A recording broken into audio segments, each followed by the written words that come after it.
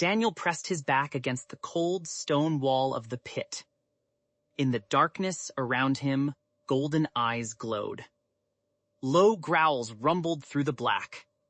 He could feel the breath of lions on his skin. But Daniel did not tremble. He closed his eyes and spoke to the God he had served since he was a boy. Many years earlier, Daniel had arrived in Babylon as a young man, torn from his home in Jerusalem. The mighty empire had conquered his city and carried him away in chains.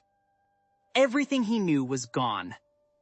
But one thing no army could take from him: his faith. King Nebuchadnezzar commanded that the brightest young captives be trained for his service. They were offered the finest food and wine from the king's own table. But Daniel looked at the rich meat and the golden cups and made a quiet choice. He would not defile himself. He asked for only vegetables and water. His overseer was nervous. If Daniel grew weak, it would be his head. But Daniel smiled gently and said, "Test us for 10 days." After 10 days, Daniel and his friends looked healthier and stronger than all the others. God had honored his faithfulness, and Daniel's reputation for wisdom began to grow. Years passed. Daniel interpreted dreams that baffled the wisest men of Babylon. He read the mysterious writing on the palace wall. Kings rose and fell, but Daniel remained. His integrity was a light that no political storm could put out. Then, Darius the Mede took the kingdom. He reorganized the empire and appointed 120 satraps to govern. Over them, he placed 3 administrators, and Daniel was the chief among them. An old man now, with silver in his hair and deep wisdom in his eyes, Daniel served with the same honesty he had carried since youth. Daniel so distinguished himself that King Darius planned to set him over the entire kingdom. The other administrators and satraps watched with envy burning in their chests. They searched for any fault, any corruption, any mistake they could use against him. They found nothing. Daniel was faithful, trustworthy, and neither corrupt nor negligent. Finally, the conspirators understood the truth. "We will never find any basis for charges against this man, Daniel," they said, "unless it has something to do with the law of his God." And in that bitter recognition, a plan was born. They went to King Darius with flattering words. "O king, live forever.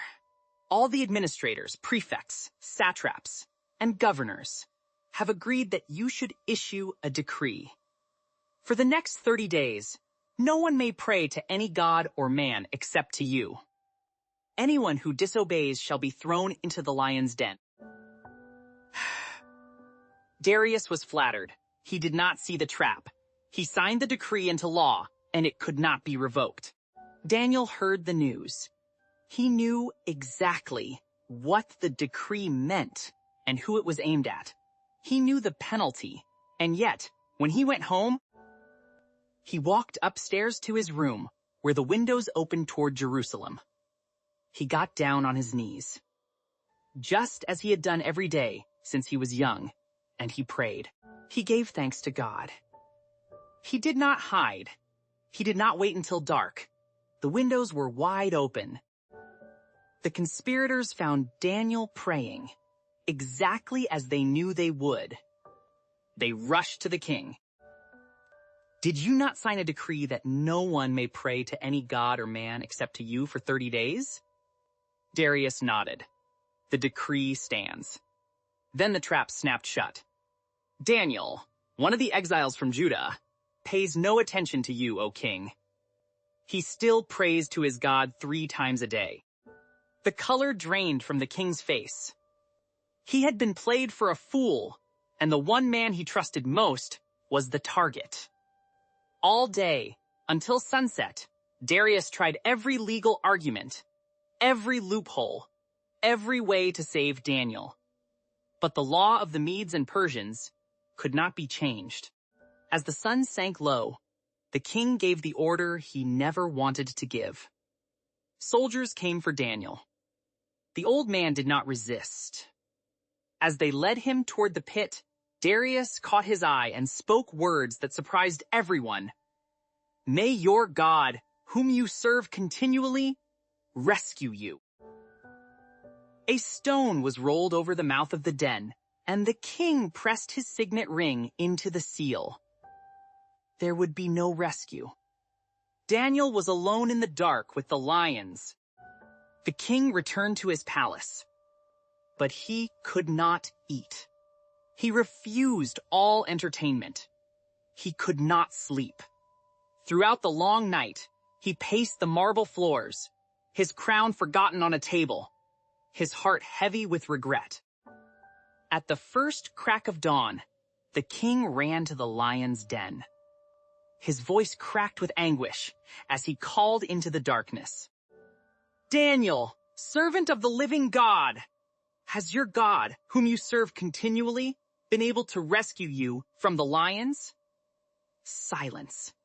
The king held his breath, and then from deep within the pit, a calm voice rose up. "O king, live forever. My God sent his angel and shut the mouths of the lions. They have not hurt me because I was found innocent in his sight. And I have done no wrong before you either, O king." The king's heart nearly burst with joy. He ordered Daniel lifted from the den. When they pulled him up, they examined him from head to toe. Not a single scratch, not a single tooth mark, not even a bruise. The lions had lain beside him all night like great purring guardians. King Darius issued a new decree, this one sent to every corner of the empire. All peoples must tremble with fear before the God of Daniel, for he is the living God.